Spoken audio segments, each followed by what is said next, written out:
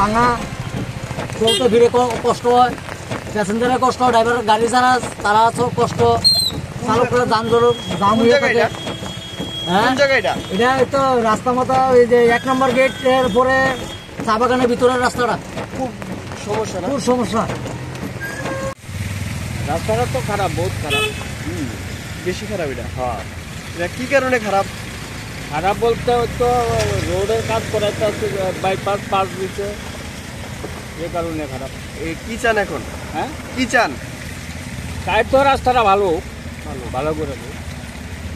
এখানে খুব বেশি, হ্যাঁ বেশি খারাপ, অনেক অসুবিধা।